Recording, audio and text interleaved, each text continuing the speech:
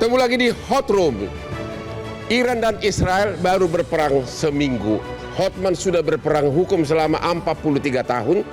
Dan 20 tahun terakhir selalu minum kopi luwak hitam premium. 3 kali sehari tanpa gula. Makanya sekarang ini penampilan saya seperti umur 30 secara biologis. Secara KTP sudah parah. Oke? Kopi luwak hitam premium.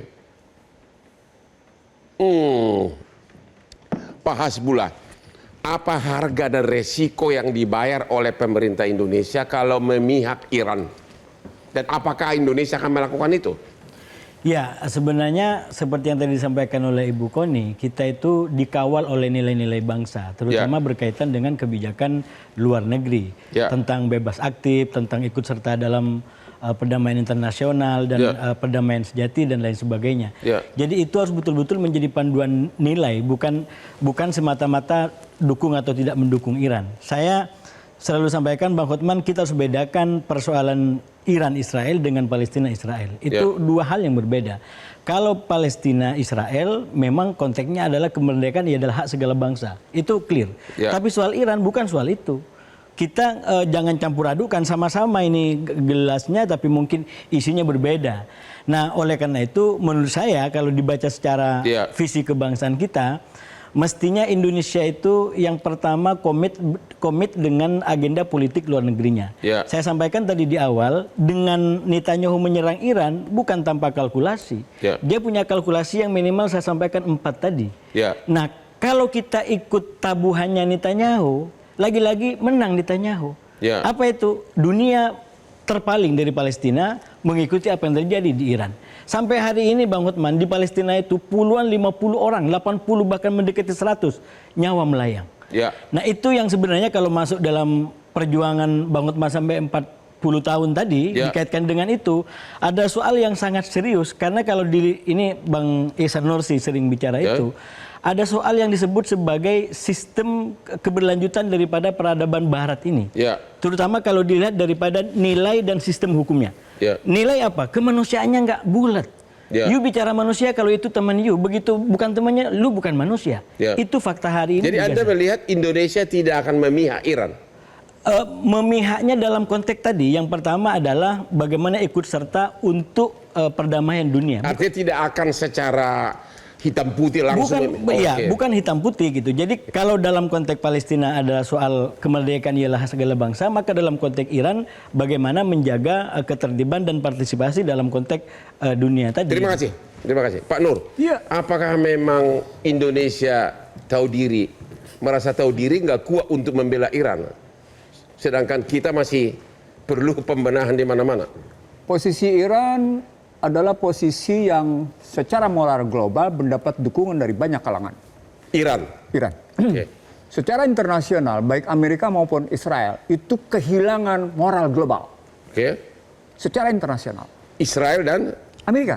Kehilangan Karena moral global. Tadi sudah ada vonis dari Mahkamah Internasional Hak Asasi Manusia. Sudah ada vonis dari pidana internasional.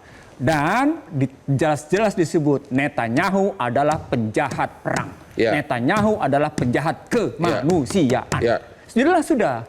Karena itu beberapa negara Eropa langsung mengambil jarak dengan yang namanya Netanyahu. Di situ kelihatan. Nah, dalam konstruksi seperti itu memang harus ada pengalihan. Benar dia ada pengalihan. Tapi sayangnya pengalihan itu yang menikmati bukan Israel. Yang menikmati Amerika. Kenapa? Karena Amerika menguasai 5 pasar. Dia kuasai pasar energi, dia kuasai pasar pangan, dia kuasai pasar senjata, dia kuasai pasar logam, dia kuasai pasar industri keuangan berikutnya. Nggak bisa dalam posisi itu. Cadangan devisa masih di dalam US dollar, masih dalam posisi greenback. Jadi ketika tadi dibilang Amerika double standard, enggak, Amerika bukan double standard. Amerika itu multiple suitable standard. Multiple suitable standard. Itu yang harus dilihat. Artinya jelas maunya ambisi bisnis. Apa yang enak buat gua, nggak ada urusan sama lu. Itu poinnya, nggak ada urusan. Itulah yang dilakukan oleh Trump. Bahwa segala sesuatu demi Amerika. Itulah make America great again. Tapi ketika dicari core-nya, intinya dari make America great again itu siapa? Balas ketemu tadi. Bagaimana sesungguhnya si duta besar Amerika di Israel memohon. Artinya ada di situ oberalles. Ya. Siapa sih oberallesnya ini? Itu yang mesti dicari. Jadi inti utama nilai plusnya bagi Amerika apa? Persoalan Amerika, ya. Amerika sedang mempertahankan posisi hegemoninya dan itu sedang dia pertunjukkan dengan kekuatan militer. Ya, tapi kenapa tiba-tiba gencatan senjata? Loh, dia sudah di dalam negeri. Ya. Jangankan dari Demokrat, dari Republik sendiri sudah menyatakan, Trump, Anda sedang menuju pemakjulan. Sampai si Thomas Massie disebut, Anda kebodohan yang menjengkelkan. Dan terhadap Iran, terhadap Israel, Trump itu memakinya nggak enak disebut. Ya. Nggak enak dikatakan, karena memakinya dengan bahasa kotor. Ya. Dalam bahasa yang lain, ketika kita ngeliat kondisi internal dan eksternal, itu memang berbeda. Ya. Amerika keluar itu adalah Amerika yang punya kekuatan tangguh dalam perspektif militer dan lima pasar. Ya. Tapi begitu ke dalam, rapuh. Dia takut dicopot gitu. Itu buktinya betapa yang namanya Republik dan Demokrat saling bersaing nggak karu-karuan. Pertanyaan berikutnya, kalau perang ini berlanjut, ya, apa akibatnya secara ekonomi maupun politik kepada Indonesia? Kalau misalnya sampai selat apa itu ditutup dan Hormuz. Ya. Pertama, yang punya kepentingan menutup Selat Hormuz sesungguhnya itu bukan Iran. Ya. Yang punya kepentingannya. Siapa yang punya kepentingan untuk menutup itu adalah mereka yang bisa mengganggu Cina. Oke. Kenapa? Karena Cina mendapat pasokan dari Iran melalui Selat Hormuz. Tapi pada saat yang sama, Selat Hormuz dibutuhkan oleh yang namanya Cina dalam rangka memasok barang ke Selat Hormuz itu di bawah kedaulatan siapa? Ada wilayah yang persis hanya 33 km jaraknya. Itu di bawah selat itu di bawah kekuasaan Iran. Berarti dia bisa tutup. Tetapi Iran tidak pernah sungguh-sungguh secara legal menutup. Karena dia belum. Bukan. Dalam sejarahnya Iran belum pernah menutupnya namanya Selat Hormuz. Kan belum pernah perang total seperti ini. Sebelumnya ketika perang dulu kan bisa ngeganggu 1980-1990. Artinya sesungguhnya kekuasaan Iran di situ dia juga mikir. Jadi Indonesia ada ancaman bahaya nggak secara ekonomi? Pasti. Yaitu? Nah, sekarang kita lihat nilai tukarnya bagaimana. Cadangan devisanya kayak apa? Sekarang mulai terkawal atau belum? Ya, kemarin kan sudah terpukul. Cadangan devisa sebelum perang sebelum Iran Israel aja sudah terpukul cadangan devisa. Lalu kemudian keyakinan konsumen terpukul. Lalu kemudian dengan istilah keren stimulus fiskal ternyata sesungguhnya belanja pajak 24,4 triliun. Apa poinnya? Pemerintah sedang ngemis agar masyarakat belanja. Saya ulang, pemerintah sedang ngemis meminta belanja masyarakat agar terjadi pertumbuhan.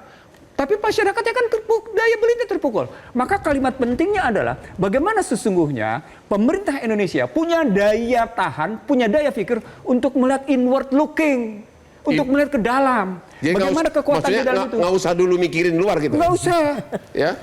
Trump itu melakukan internasionalisme untuk nasionalismenya. Itu bahasa konkretnya. Internasionalismenya Trump itu untuk nasionalisme mereka. Untuk uang. Iya, uang. Dan itu dia tunjukkan secara konkret. Loh, kita bicara internasionalisme, tapi nasionalisme kita ambruk nggak karu-karuan. Hah? Mau bilang apa? Aku nggak bisa jawab nih. Kan terpukul kita di situ. Ya. Itu artinya sesungguhnya. Jadi kesimpulan Bapak, tidak ada alasan apapun bagi Indonesia untuk memihak Iran. Bung Hotman, dalam satu perdebatan di lembaga hukum di mana dihadiri oleh Gubernur Bank Indonesia, dihadiri oleh Menteri Keuangan, dihadiri oleh Luhut Binsar Panjaitan, dihadiri oleh Kapolri, saya bilang tegas-tegas menyatakan, dunia sedang mengalami deglobalisasi. Pertanyaan besar, kenapa Indonesia masih tetap melakukan globalisasi? Ya.